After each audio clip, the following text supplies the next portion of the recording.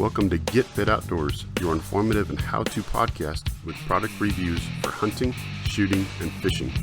Primarily, the focus is Pacific Northwest based, with an emphasis on walleye waters, techniques, the Pacific Northwest Walleye Tournament Trail, big game hunting, and archery, bringing you all the information you need to get bit by your outdoor passion. So come on in and get bit. On this episode, we talk with Gary Parsons, Fishing Hall of Famer and walleye guru. It's really cool because Gary's really forthcoming on the information that he shares with us as far as looking for new water, some of the new techniques that are being used now. Kind of gives us an idea how he got started in the business at age 40, which is really amazing in itself. So, how's everything going this year for you so far? Not too bad. We've got some really good TV shows in the can, and tournament season's been about middle of the road for me.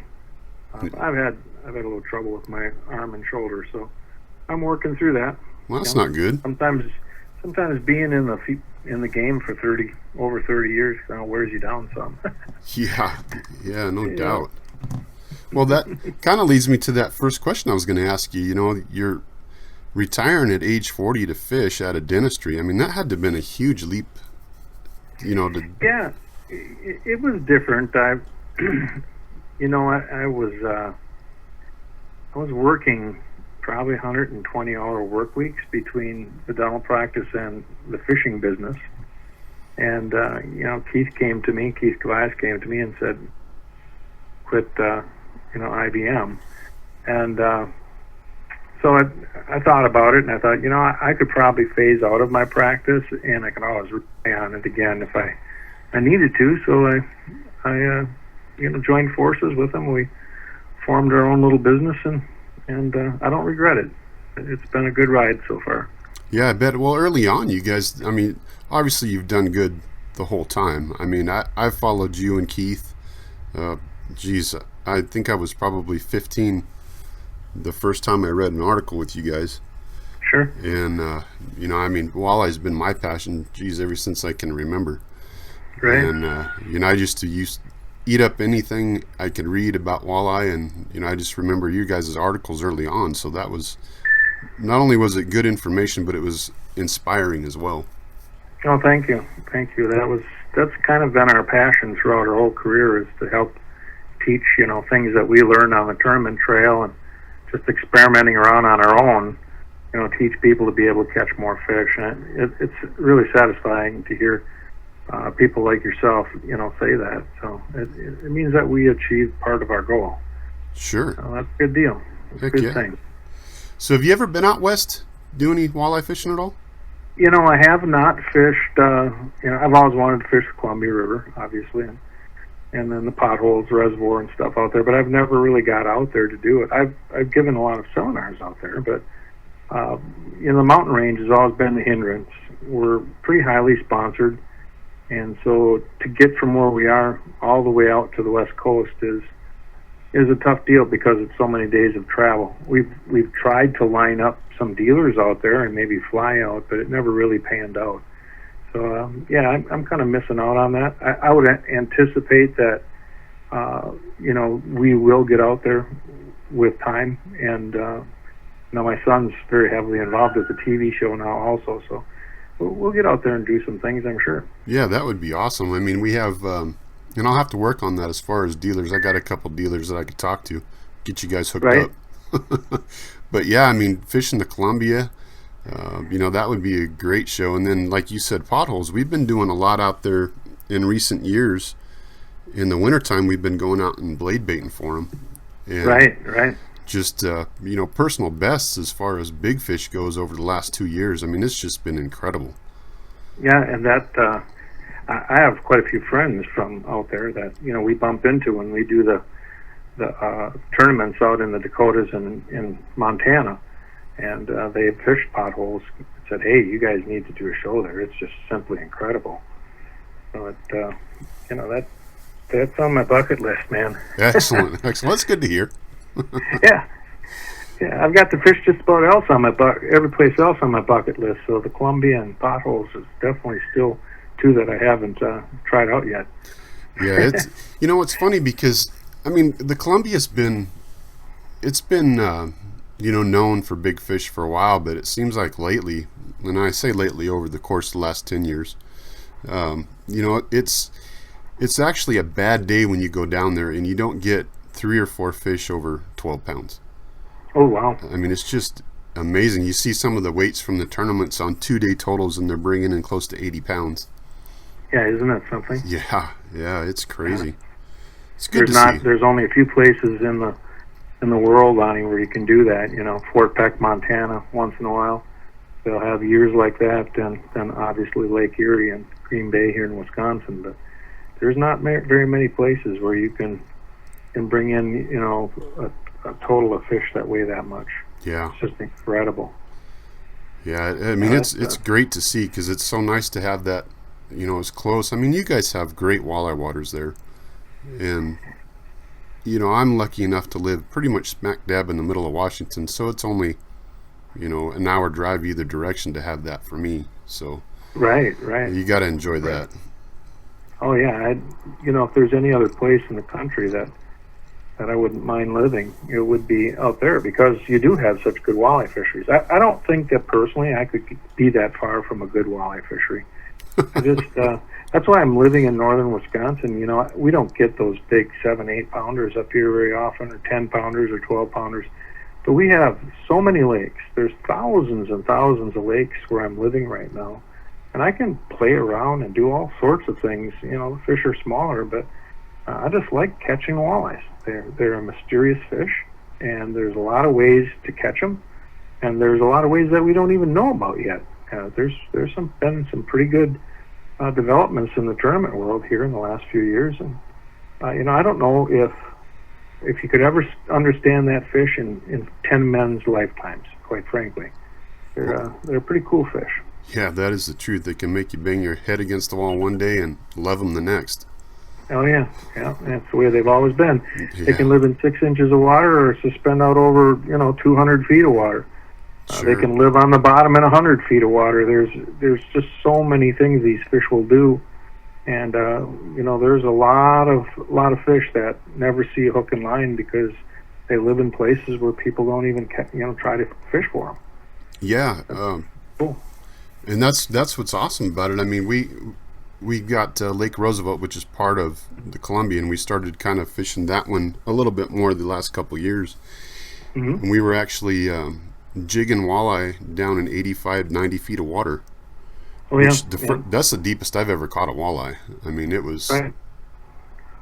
I've caught a number of times. I've caught them down to 85, 90 feet, but most of the time it's out in the big reservoirs on the Missouri River system. And, I actually won a tournament for the PWT out there one year where they told everybody on TV I was fishing 50, 55 feet deep, but the reality was I never got any shallower than 60 feet. Wow. And I caught some of my biggest fish at 80 feet. It took a long time to get them up, but, so they didn't really hurt them, but, that was a real special tournament because nobody had figured that out. And sure. the fish don't care. If the food's there, they're there. They just don't care. Yeah, exactly. At first we thought, because we were marking a lot of fish, and we thought they were burbot. Yeah, it turned out that they were healthy fish too. I mean, anywhere between 5 to 8 pounds. Right. So, if there's smelt in the system, especially, they don't have any problems going real deep. And, they're cool fish. Big northerns are like that too. I've caught big northerns real deep in the summer months. Oh, really? On some of the reservoirs. Oh, yeah. Yeah. Oh, interesting. That's good information. We got a couple deep lakes up there that we got northers in. And I've never even tried. I don't think out past 40 feet for them. Yeah, it's real common to see them down like on Lake Oahe, to see them in 50 to 70 feet. You'll mark them right on the bottom, and they're all big ones. None of them are small ones. Wow. So it's fun. Yeah. Again, it's a new discovery, and so it's kind of fun. Sure. Well, and this is a question I posed to a lot of people. So, would you rather catch 2 10-pounders or 22 pounders? I think it's really the mood I'm in. Yeah. And the technique that it takes to catch them. I honestly think if as many fish as I've caught in my life that if it was a jig bite, I'd probably opt for the 2-pounders. Yeah. If it's a tournament situation, I'm going to probably swing for the fences and go after the 10-pounders. But it really depends. I've trolled so many tens of thousands of hours that it becomes quite mechanical for me. Look at the graph. Oh, there they are. Set up my lines. I know where to put them. Boom, you get a bite. And but jig fishing is never that way. You still miss fish. You still have to figure out what they want. I like fishing plastics or especially now this new shiver minnow deal. Blade baits, and now the big rage out here is in the spring some of these big fish are taking rattle baits up shallower than we ever believed they would be, and so I like casting. It's a passion of mine, and so sometimes I'll take those little fish for fun.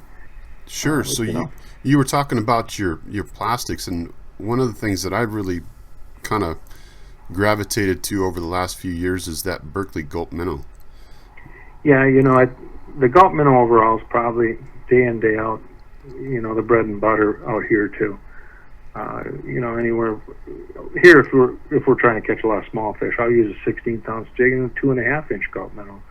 If the lake's got a little bigger fish, I'll go to a 3-inch Gulp minnow, 4-inch Gulp minnow, and it just depends. I kind of match the hatch, and I've had success with it just about every place I've ever fished it. It's pretty cool. Plus, they're improving the formula of Gulp all the time. Sometimes the public doesn't know that, but as they improve it, the bait just gets more deadly and more deadly. So it's a really good product to use to catch walleyes. There's many days where I catch more walleyes on Gulp minnows or Gulp crawlers than I do on real live bait. Sure, yeah, and with your Gulp crawlers you're talking about, at least you can keep them on there for a while without having to replace it every fish you get. Yeah, well, that's part of the deal. If you're fishing live bait and every third cast you're casting it off, or you're getting a snag and it comes off, you're wasting so much time during the time of day where you could be making extra casts. And if the bite ratio is very similar, by the end of the day, you're going to catch way more fish on Gulp than you ever did on live bait. So that's kind of, really in a lot of situations, that's why we opt for the artificials. It's because they're, just about equal with live bait, but you don't have to rebait all the time. Yeah, I mean, you can use that same bait, as long as it doesn't get torn up too bad. But I mean, we've caught, 20, 25 fish on one of those before you actually have to replace it. Sure. But I don't know if you guys use Slow Death out there very much, but oh yeah. One of the hot deals right now is using that 4-inch crawler, Gulp crawler, and we're using it in a color called watermelon pearl. So it's kind of like a gray and a shiny pearlescent white. So when the Slow Death, actually I use the Super Death hook now because it spins it so much better. But when you use that Super Death hook and it spins, it looks like a little minnow swimming through the water. And man, they just absolutely crush that thing. It was kind of funny because Berkeley, when they built that color, they didn't think that they had very much in sales, and so they discontinued it.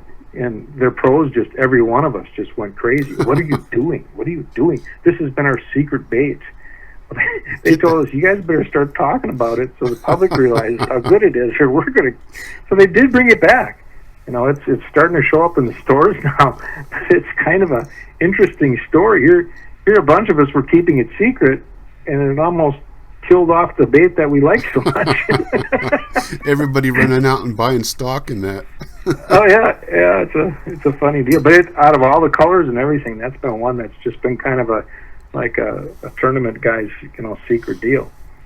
Sure, yeah, I could see that. The one that we've been using, I call it a lemon lime. I'm not exactly sure what the proper name is for it, but that one seems to be a killer. Along with that, it looks like a perch. You got the orange chartreuse with the speckles on it. Oh yeah. Mm-hmm. That one's just been so hot in our lakes around here. Right. That's a good color almost any place too. That overall is a great color. Now, do they I mean, it's neat. You know, it's fun talking with someone from clear across the country and just compare notes like this. It's a fun deal. Yeah, well, I wish they would come out, and then maybe they do. I just haven't seen it yet, or maybe I haven't done my research, but one that was a purple and black. Yeah, they had that for a while. I don't know if that's being made again, but that anytime you have purple in clear water at all, I don't care where you fish it. If there's walleyes, absolutely love purple. That's why you see so many purple crankbaits, and they obviously do in artificial plastics and stuff too.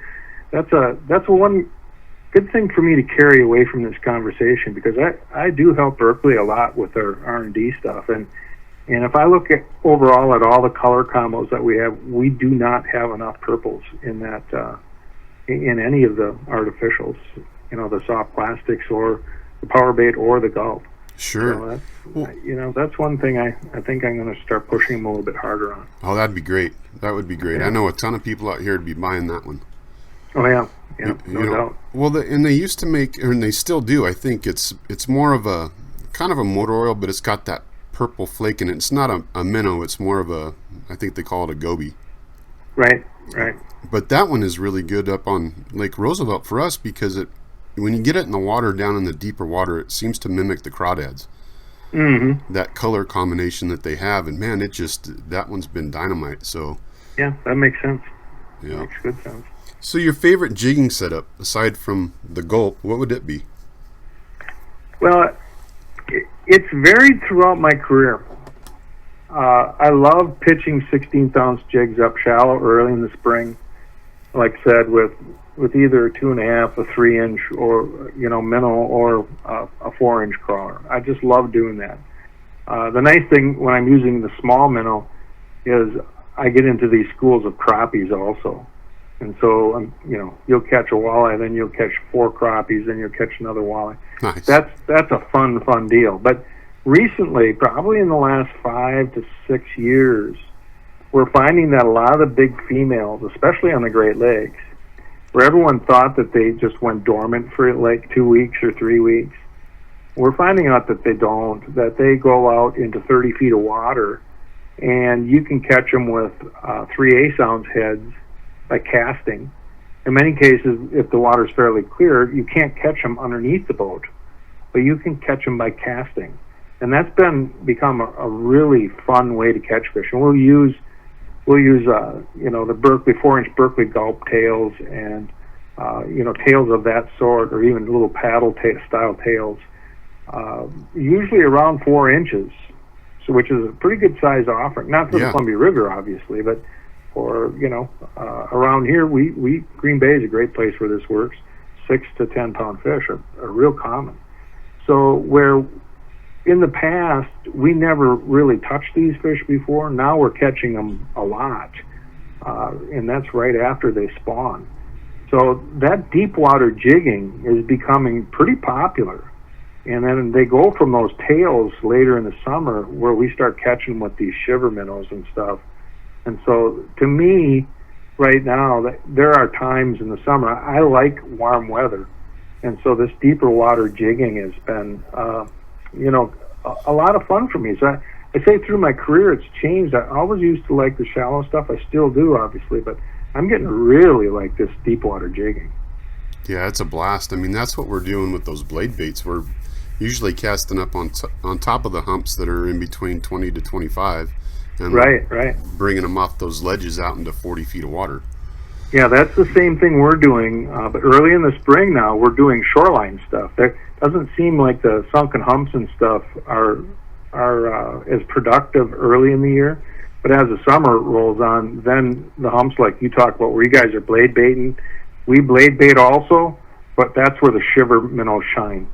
Sure. Those larger 3-inch shiver minnows. And you guys probably haven't got into that quite as strong yet, but when you learn that, you fish them like a jigging spoon, and they're a better casting bait. They're not all that great vertical, but casting on ledges like you're talking about, they are absolutely deadly. Yeah, the last couple of years, and it came off of one of your guys' shows you did after you guys won that tournament.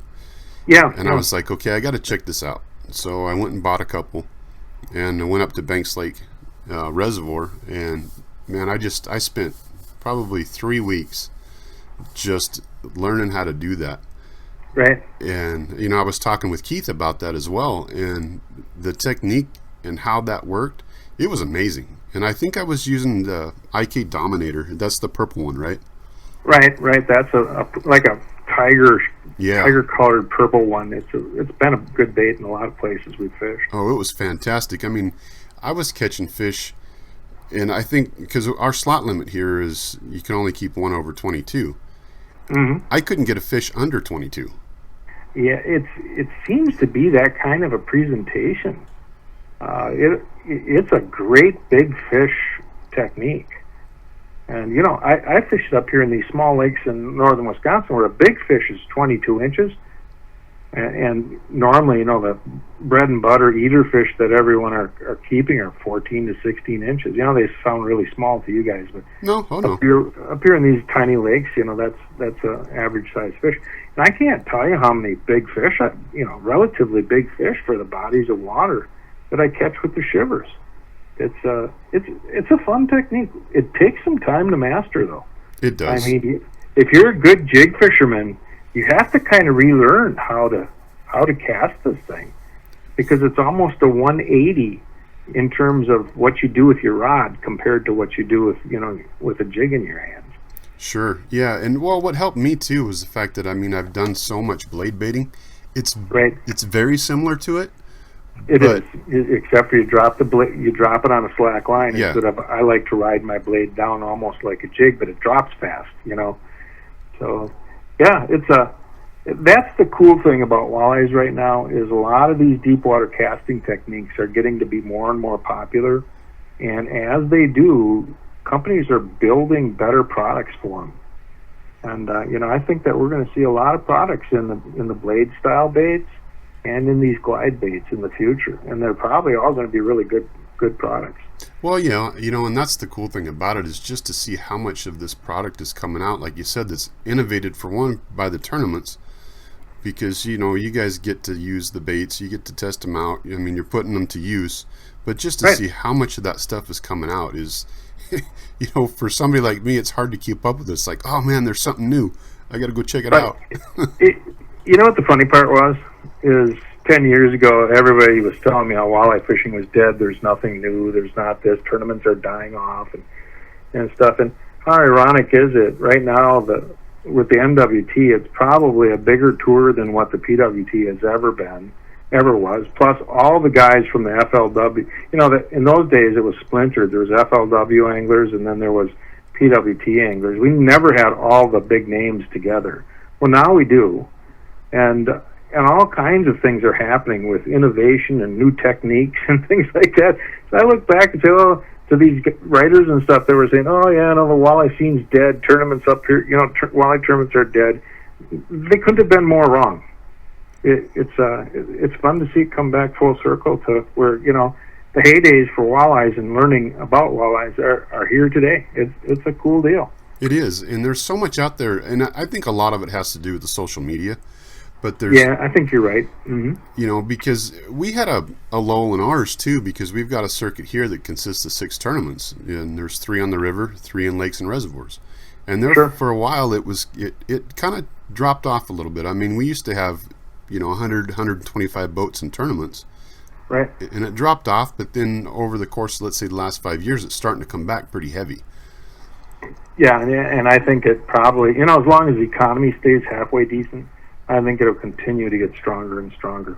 Sure, yeah. And that's just it. I mean, what is available at people's fingertips as far as access to any of the news that you need or any of the stuff that you want to find out about, it's right there. I mean, you can do it when you're out in the boat. Well, a lot of the stuff, like the AIM tournament circuit, I don't know if you know much about that here. It's a weekend tournament circuit. Some really good anglers that fish it, but it's only a one-day event, and they have 17 events. Well, it's a team format, but they allow the anglers to actually take the photos because it's a catch, record, release format.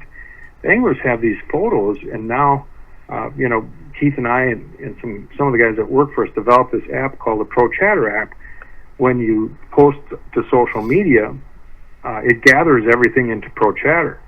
Well, we've worked with this AIM circuit so that these guys are actually posting during the day, and it's almost like watching the tournament semi-live. On the day the tournaments are being held, you kind of know who's doing really good and who's not. And by the end of the day, you're looking at how did these guys catch the fish and who won, you know? The information is so immediate. And then the next few days, the AIM guys, you know, basically stream how the guys all caught their fish and stuff. I mean, if you're a learning angler, it doesn't get any better than that. Right. Yeah. I mean, before it was, you kind of had to search out what you were, I mean, really had to do some homework. But now, right. I mean, it's right there for everybody for the taking. Yeah, it's cool. It is, it drives me nuts because every sponsor, you know, expects that you do all kinds of social media now. I'd rather spend less time on my phone and more time fishing, quite frankly. But, right. You know, it is what it is. Sure. That's funny. Well, I was going to ask you about that, too, because, you know, get your thoughts on that whole no-coal tournament compared to what the AIM's doing as far as, you know, I don't know how you guys qualify it as, you know, you're taking a picture and then... Well, the way they do it is, and the way the AIM format started, the reason AIM format started is a lot of the lakes here you can't call. You have slot limits, you know, like you have out there. Well, to have a tournament under those conditions, let's say, for instance, you can only have one fish over 22 inches. Well, if you catch a 24-incher in a tournament and you keep it, and that happens to be a no-call state, that fish is in your live well. You know, that's what you caught. And if you're fishing later in the day and you catch a 12-pounder, you have to throw it back. You can't even weigh it. And that was the frustrating part for a lot of anglers in the Midwest here, is that, you know, you had to guess at how you were going to catch your fish. And someone, if they got lucky and caught them in the right order, they would win these events. And it might not even have a whole lot to do with skill. It was pretty much totally how you caught them. And so that was kind of a tough deal. Well, with this AIM format, when you catch a fish, you measure it. There's a very specific way that you measure it. And then you take a photo of it, and you can zoom these digital photos into seeing, you know, the width of the hair. And you take a photo of it, and then you take a hero shot with it, and you let it go. And the one thing that we found out is that walleyes are so unique that each fish is almost like a fingerprint. You can tell the difference from photo to photo. And, you know, first few years, I can tell you that there were guys trying to call, and, you know, there were some instances where the AIM people had to say, hey, you know, you cheated here. Right. And they'd argue with you, but you'd show them the photos and say, hey, you want us to make this public? Yeah. Show everybody exactly what you did. Every single time they would decline. And now there's very little, if any, you know, stuff that's trying to get slid by. So it's really kind of cleaned up the team tournament scene. And we, you know, for people to understand, there's a conversion there. You know, the AIM format is, we all joke, you try to go catch long, skinny fish, you know, because you get a bigger conversion. Whereas in some of the tournaments where you actually bring the fish to the scales, you look for, you know, just fat fish. Right. So it kind of makes you think in a little bit different mindset, but it's still extremely competitive. And the guys are really buying into it because you don't have to worry about the culling laws. You don't have to worry about the slot limit laws. If you catch a fish, you get to weigh your 5 best fish during the day. And the guys are really, really enjoying that format. So it's growing. I mean, that team circuit for AIM is growing just tremendously big. It's surpassed the MWC in terms of entrants.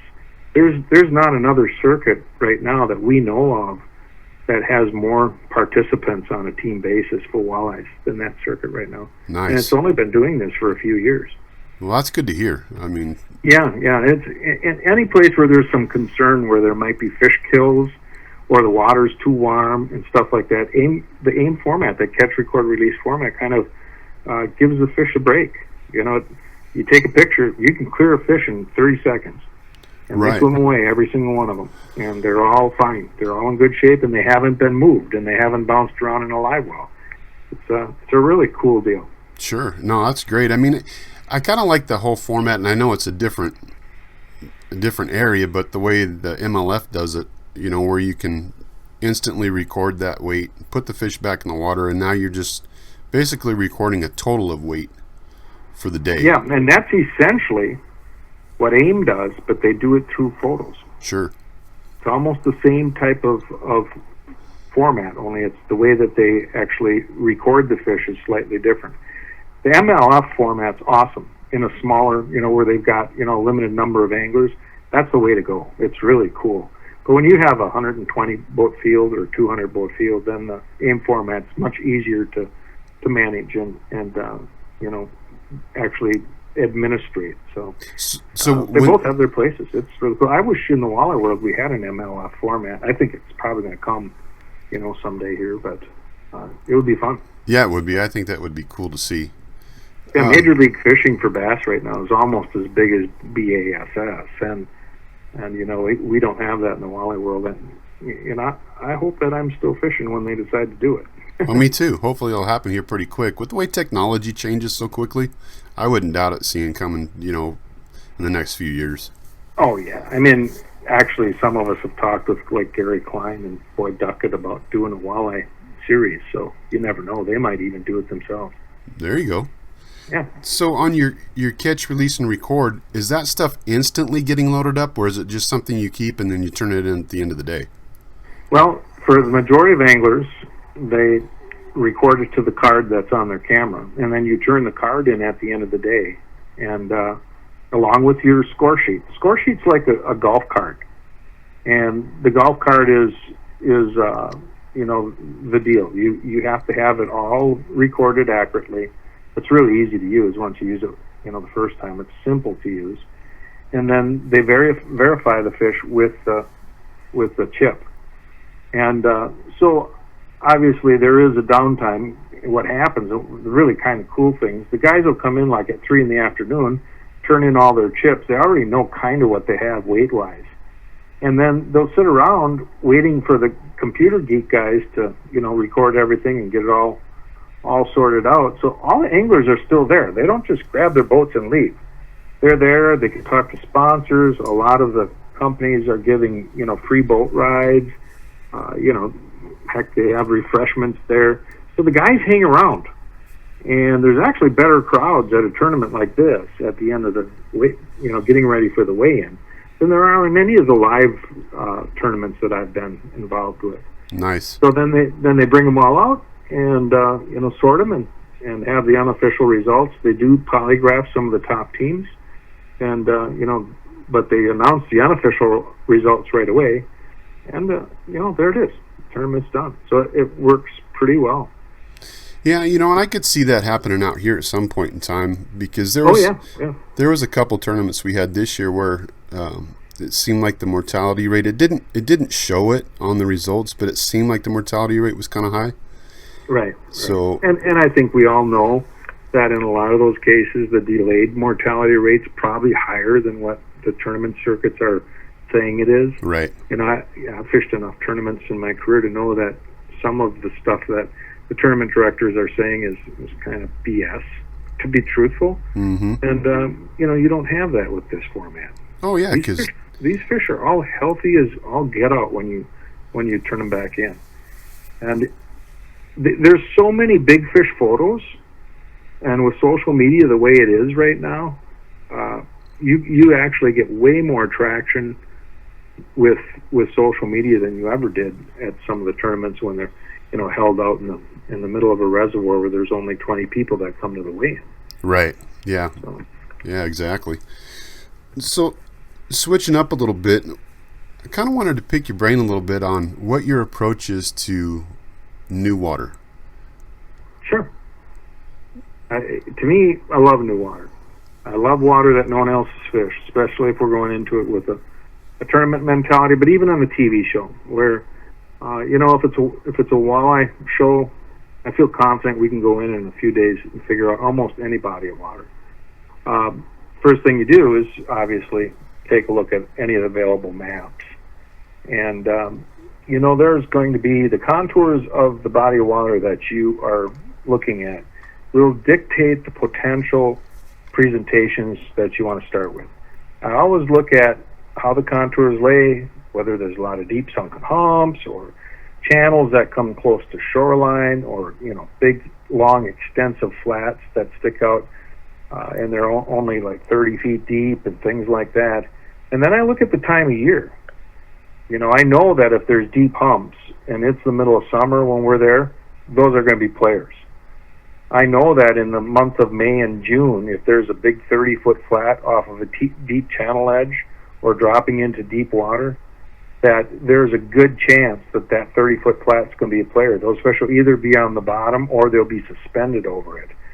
You just know those things from years of experience. And for someone who's new, you can learn a lot of that stuff just by researching, on the internet right now. You can get that type of background. What types of structure you want to look at fishing at what time of year. So the mapping, the preliminary mapping is really important because it gives me a game plan for when I go on the water. And I know if there's, let's say it's the month of June, and I know there's a lot of, points that stick out into the lake with some, medium drop-offs. I'm definitely going to have slow death in my arsenal. I'm definitely going to have jigs in my boat, and I'm definitely going to have crankbaits so I can contour crank those areas and cover water and try to find concentrations of fish. So I think that you have to really analyze your structure first. Then you have to develop a game plan of what types of techniques that you want to try. And then you have to literally go out and execute and experiment until you get bites. And, you let the bite dictate from there. I did a show a few years back on a really big lake in the UP. And it's called Lake Ogibic. I'd never fished it. And that's exactly how I approached it. We did the whole TV show on it. And, I looked at it. It was early in the spring. I saw a lot of weeds and back bays, so we fished the weeds at first. We weren't real successful. We caught a few. Fished the weed edges, started going out, and then fished shorelines with crankbaits, trying to cover water. Started catching a bunch of fish. And then I went slightly deeper. I used lead core in the crankbaits and started catching some bigger fish. But I noticed the fish were out on like a 14 to 15-foot flat bottom, but they were schooled up in small areas. So then I dropped down slow depth to them, and we ended up catching 5, 6, 7 pounders. Nice. Now we did that in 2 days, but that was the game plan, is just look at the maps, then look at the potential good fish holding areas and throw a lot of techniques to them and learn. Every time you get a bite, it would unfold the next piece of the puzzle. And, that's fun. That's really fun. And it takes a while to get to learn how to do that. But once you get good at it, you'll have zero fear of going to any body of water that you've never fished before. Right. That's kind of the way I break down water. And, obviously when you're on the water, you pay really close attention to your electronics. Right. The electronics we have right now, if the fish are over 10 feet deep, they can't get away. You're going to see them. Yeah. Yeah, that is for sure. I know. I mean, like you're talking about when you go into the new water, maybe I approach this wrong, but I do the same thing that you're talking about as far as the contour, the mapping. I use a lot of Google Earth so I can see what's going on as far as, what you can see overhead. Because essentially you got a helicopter at your computer. Oh, yeah, no doubt. So I'll usually pick about 6 to 8 spots, and from there I break it down to where I have 4 that I really think are going to produce, and I get out there and I try to cover the water as quickly as possible, while, using the electronics. Mm-hmm. And then I tend to usually slow down a little bit once I see what's going on. Right. So I think I got the right approach, but maybe not. Well, in many ways, what you just described is exactly what I do. I have the rods and stuff in my boat, but I might not drop a line until I have graphed those fish in those high percentage areas that I've looked at ahead of time. So you're doing pretty much exactly what I'm doing. I just also take it a step further and I'm ready for, I look at these areas and I think, that'll be a good bottom bounce area. That'll be a good jig casting area. That'll be, so I'll make sure I have those rods and stuff set up in my boat ahead of time. So it doesn't take me any time to pull one out and throw it down there and see what happens. Sure. Yeah. And that's what's fun about it too, is because you can try and do so many different techniques. We were, fishing the Kettle Falls area. We had a tournament up there the first time that we had fished it this year, and I'd never been up there. And we ended up catching fish, using bottom walkers and crawlers, jigging. I think we were, at one point in time, we were just slow pulling jigs along contours. We caught them on X-Wraps casting them. So it was sure. It was fun. We didn't place real high. I think we were like 13th overall. But, for the first time out, it was a blast just being able to catch fish so many different ways. Yeah, and on a body of water that was relatively new to you. There's a sense of accomplishment when you can do that. And, that I guess that's why I like new bodies of water. That's the one thing that the professional walleye trail used to do more than the circuit that we are in now. Is we would go to all these new places, and man, was that fun! It was really fun, and Kavais and I usually did pretty good, Right. So, yeah, you guys have a pretty unique relationship. It is really weird, and in the 30 years we've been together, I think we've had 3 arguments, and normally it's my hot temper, and Keith just kind of looks at me and he goes, "Hey, calm down, just take a breath," and in like 5 minutes it's over. It's a weird deal. We bring different strengths. Keith is a really good accountant and a numbers guy. I'm pretty good at sales and marketing, and so from the business aspect, we each bring our strengths to the table. And from a fishing standpoint, I think both of us from the very beginning decided that, maybe you couldn't be the best in the world at every technique, but if you were really good at all of them, you would have a much better chance being competitive in the walleye tournament world than, just being a specialist. Sure. So we both work on our weaknesses all the time. Even now today, if I'm not comfortable with a technique, if a guy like Corey Springle or some young kid comes along and he can do something better than me and I feel it's a real weakness, I'll go out and practice that until I'm comfortable that I can do it in a competitive atmosphere. And I think that's what we did. I know that's what my son Chase does. That's how he learned, is to be, kind of multi-talented with all kinds of different techniques. That doesn't mean you won't be really super good at one. Chase is a great example. He's one of the best deep lead core trollers with crankbaits that I've ever seen. He can fish on a sheer cliff and catch fish doing that. He's so good at his boat control. Keith is a really good vertical jig fisherman. I can pitch jigs really well. I probably won more money pitching than I have with anything else. So within the versatility, you're going to always still have your strengths.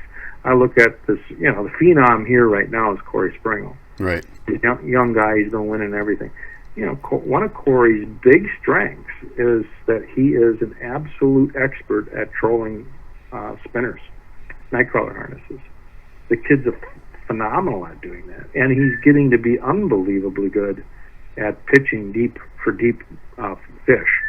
So it's a fun deal overall. Well, heck yeah. Well, speaking about your son, that's got to be pretty cool to see him follow, in the footsteps as far as coming out and being a professional walleye fisherman and being in the tour and stuff like that. That's got to be cool to see. It really is, and he's fished with me since he was in his early teens, and in the summer months, he helped us with a lot of stuff that we were doing, but he traveled with me, so it was something that was a little weird because I thought that he might be a professional golfer. He went to San Diego Golf Academy and is one of the better golfers there.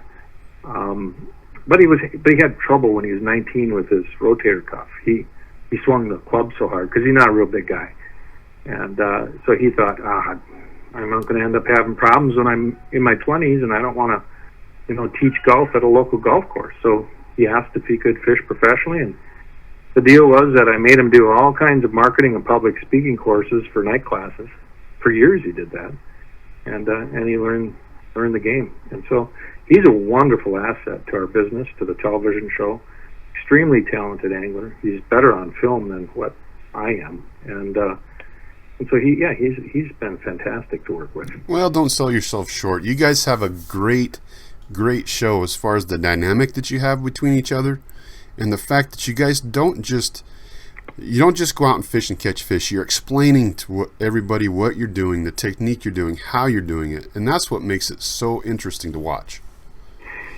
It's a formula that the Lindners had years ago with in-fishermen.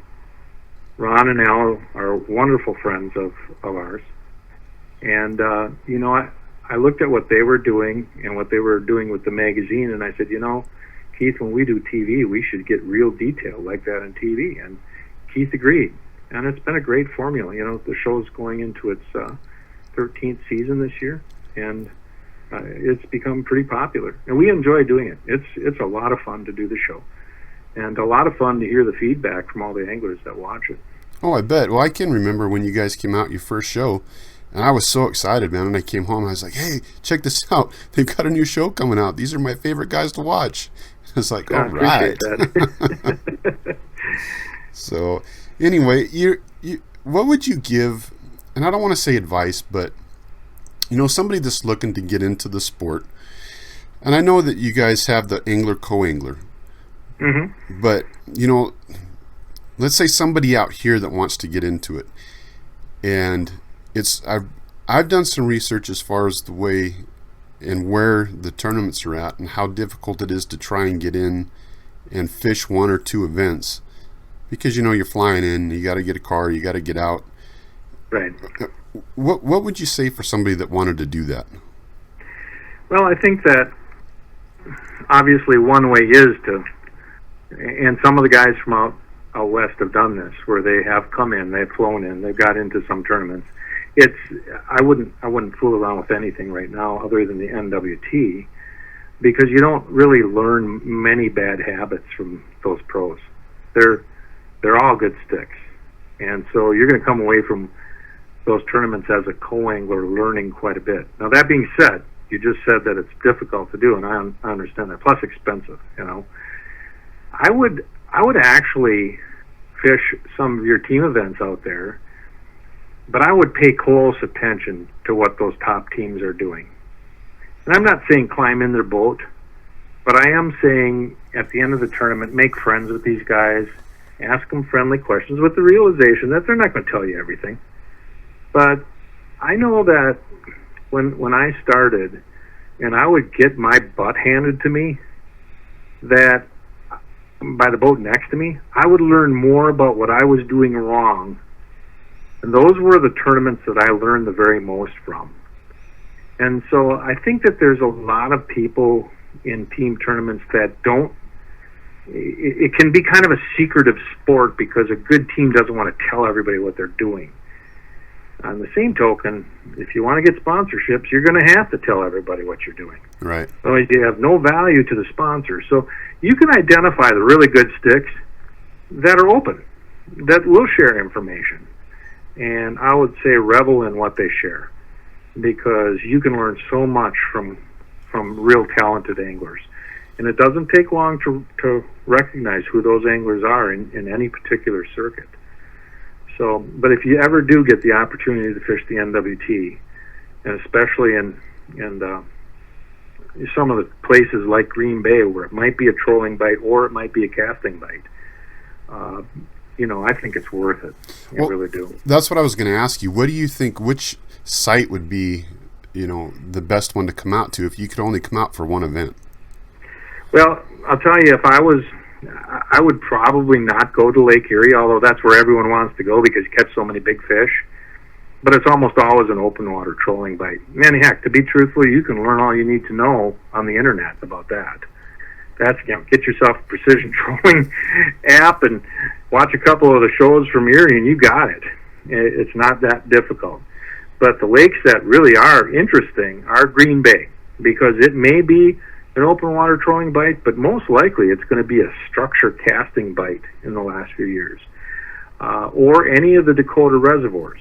That might be a structure trolling bite. It could be bottom bouncer fishing. It could be using blade baits and spoons on bridge abutments. It could be so many different things that could win the tournament. Or another really good body of water is Lake Winnebago in Wisconsin. There's some bodies of water, a few of them, that are really, really diverse. And if you look, they're never one the same way. And those are the ones that you can learn the absolute most from. Because one day you're going to hop in a boat where someone's trolling. Next day you're going to be in the boat where someone's casting on a very specific piece of structure. And that's where you can really learn stuff. Nice. Well, I'm hoping next year that I can at least get out for one. Yeah. I've been trying the last couple of years. It just hasn't quite worked out. But I'm thinking this next year is going to be the year. Yeah, and I think that you'll have fun. But like I said, everyone wants to go to Erie. I mean, I have sponsors. I have so many people that want to be in my boat when I'm at Erie. And to me, it's the one where you will learn the least. You'll catch a lot of big fish, don't get me wrong, but it's one that you'll learn the least. Nice. So I'm going to switch it up a little bit and go away from the fishing. I want to talk to you about hunting. Sure. So you're an archery hunter, correct? Yeah, well, actually, I love to bow hunt. I love to muzzleloader hunt, and I love to gun hunt. I just like hunting. I always have. I think I'm a better whitetail hunter than I was a walleye fisherman. Oh, really? But I never could figure out how I could make a bunch of money, by having a whitetail tournament. It just wouldn't work. Yeah. So what's your setup you're using for archery? I've got a white carbon bow, and that it's a bow that I bought when they first came out with some of their carbon matrix series, and that's kind of what I've stuck with the last few years. I don't really get serious anymore unless I have a big shooter. In the early 90s, Lonnie, I had a really good year tournament angling, and I decided I wanted my own property to deer hunt on. So I bought about 400 acres in northern Wisconsin. Nice. And through the years, I've added about 200 more acres. So I've got a piece of property up here where there's, I've got like 14 or 15 food plots on it and stuff. And the wolves came in and hurt the deer population quite a bit, and our fishing game overkilled the does. So the hunting right now isn't near as what it used to be. But I don't really get serious about an animal unless it's, a pretty good sized animal right now. So there are, in the last 5 or 6 years, there are some falls where I didn't bow hunt at all. And wow. We just worked on television show stuff. But if I get a shooter, if I get 1 or 2 shooter bucks on the property, then I'm like a rabid fool. I have to after them all the time. Nice. Well, and see, that's for us, I grew up hunting, fishing. One of my first memories was being with my dad when I was probably, maybe 4 or 5 years old. And, sure. Catching these catfish that couldn't have been longer than my fingers. But, it was just, that was just what we did. And yeah. So, and that's carried on to the family. My wife and I were really big archery shooters. We also hunt with rifle as well, but our main focus is archery, and right. Usually it's archery elk. So we're only right now about 10 days away from being able to go hunt. Yeah, and I envy you, because if there's anything I would have liked to hunt more than whitetails, it would have been elk. You've got an open invitation anytime you want to come.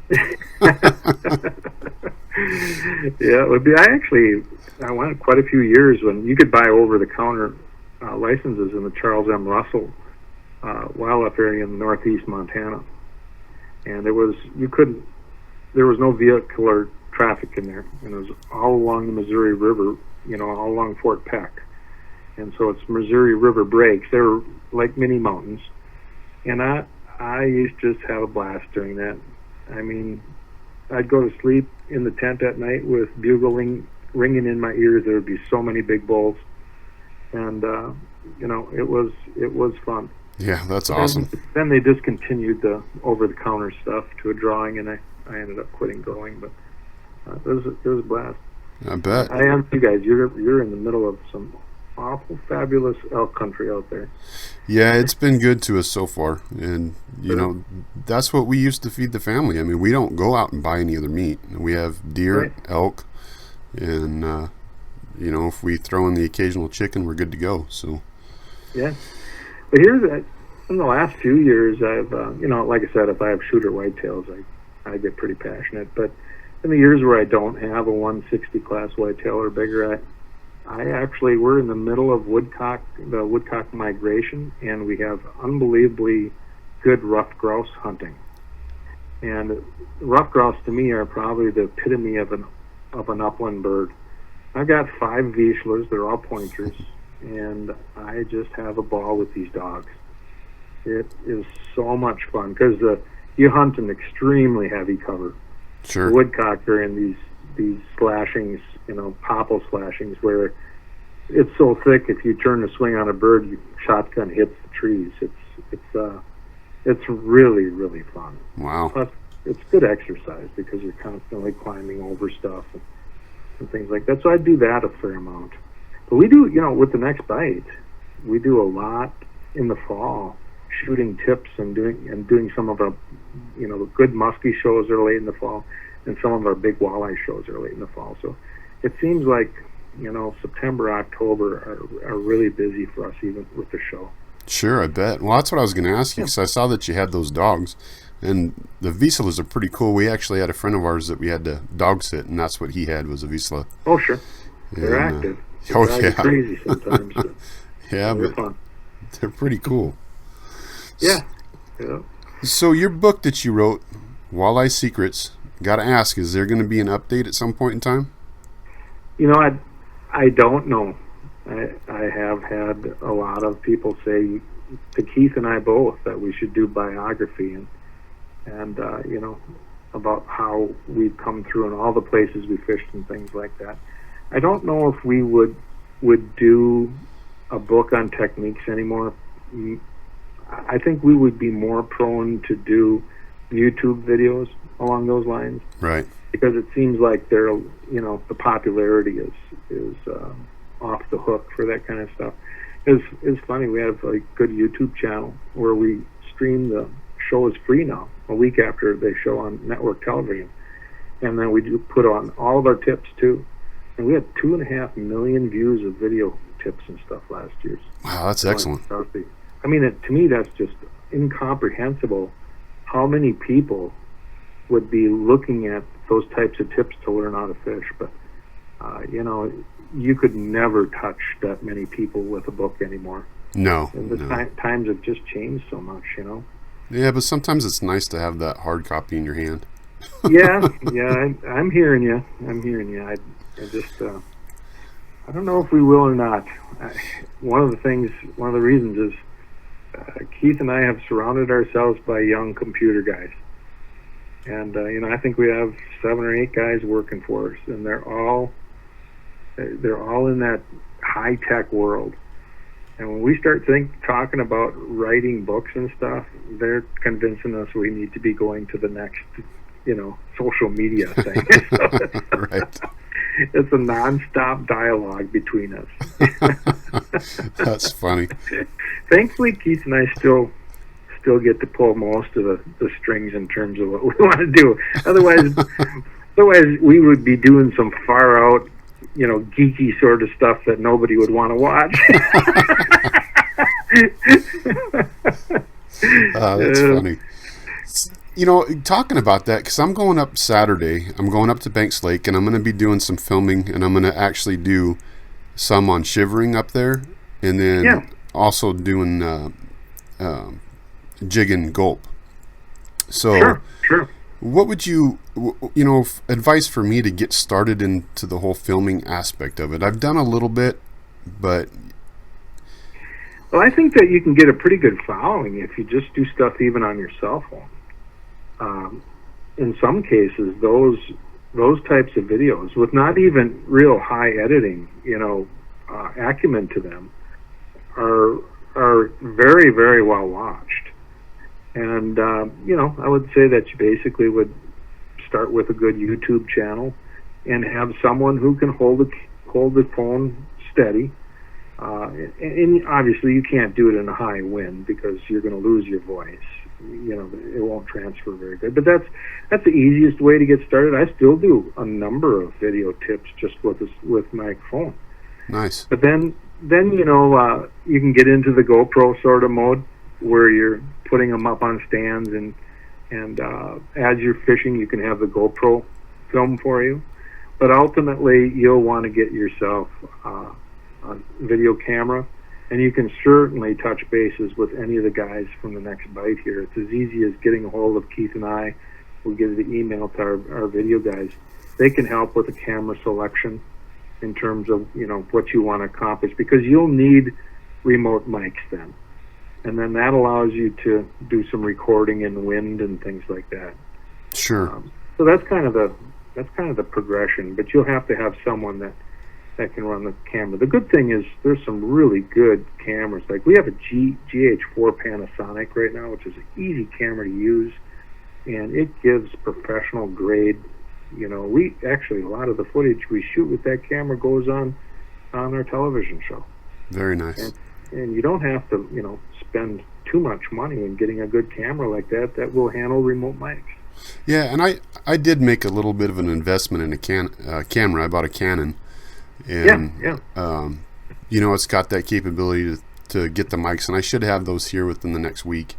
Perfect. So you're already to that point, and that's really that, and get yourself familiar with a pretty good editing system. You honestly, for good YouTube stuff, or even beginning, you're seeing, especially with YouTube, the anywhere from 2.5 minute tips all the way up to 10-minute mini tips, almost like small TV shows.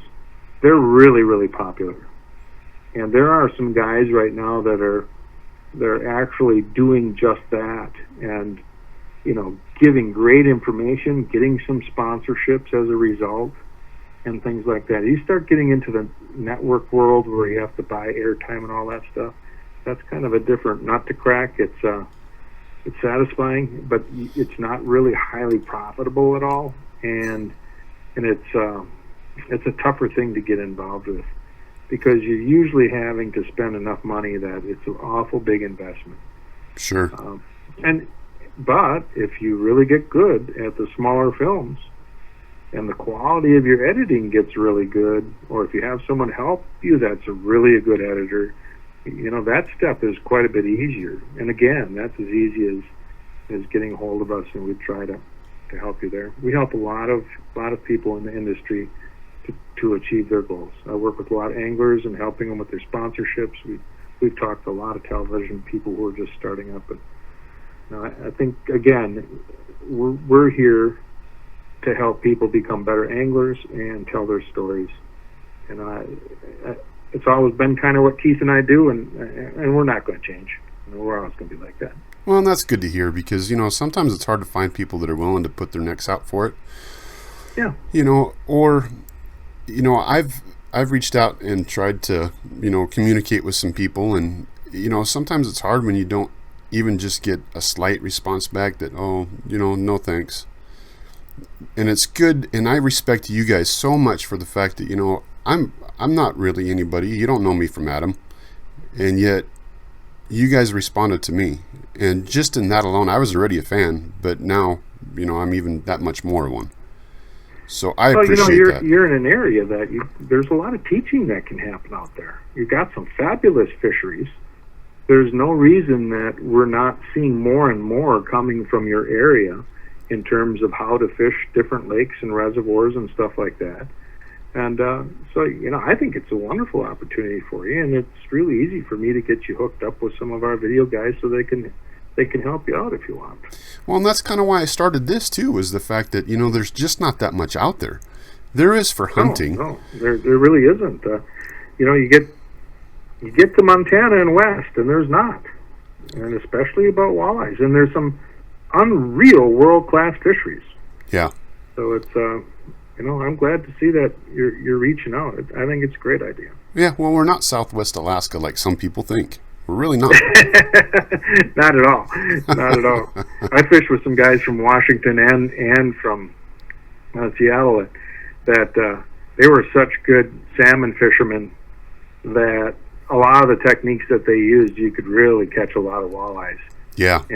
But they didn't know it. But the quality of the angler out in your neck of the wood is just world class. There's so many good anglers, and I just don't see much coming from that area, being in the Midwest, but I sure would like to. Yeah. I like to see people share techniques because there's always something to learn. Always.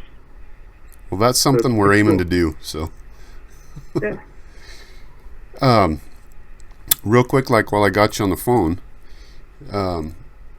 any chance that you could maybe help me get hooked up with Pete Mena? Because I'd love to talk to him about tiger muskie, but I don't know how to get a hold of him. The easiest way to get a hold of Pete, I didn't know if you knew we bought him out like a year and a half ago. Oh, I didn't know that. But the easiest way to get a hold of Pete is to go to his Facebook page, and that would be probably, and it would be his page. It would be Pete Mena, Professional Angler. Yeah. Or something like that, and then give him a message. His wife basically runs the page, and she'll respond. Okay. Well, and ultimately Pete will. He's pretty darn good about that stuff. Gotcha. Okay. I went on there, but I didn't see a spot where I could message him. It just showed that it was, I don't know, maybe I'll have to go back and look and see. But yeah, there should be one, because that's where, you message my professional page. Right. That's where I saw it. I would think that there should be one. Well, I'll give him a try and see what happens. Yeah. And maybe you could put a good word in with Chase. Maybe we could have him on too. Oh, yeah, absolutely. And there, I know all you got to do is touch bases with Chase and shoot him a message, and he'd be happy to do this. Perfect. No doubt. Gary, I'm just kind of beside myself because you were able to set out enough time, an hour and some, to sit and talk with me, and it was great. I really appreciate it. Well, good. I hope it helped you out, and it's fun doing those things. Excellent. Well, hopefully we can have you on again another time. All right. Thank you, sir. Thanks, Gary. You have a wonderful day. You too. Bye-bye. Bye. Thanks for listening to Get Bit Outdoors Podcast. Check us out on Facebook at Get Bit Outdoors Podcast, Twitter at Get_Bit Outdoors, and you can get us on iTunes and Stitcher. Leave us a rating and a comment on the show. We love the feedback. Thanks to Fish Face Goods, FX Custom Rods, Cinetic Reels, Max Lures, Yakima Valley Marine, and Slimers. Join us next time on Get Bit Outdoors as we talk with Jana Waller from Skullbound TV. If you enjoy this episode and you like Get Bit Outdoors, check out Archery Maniacs with Zach Harold.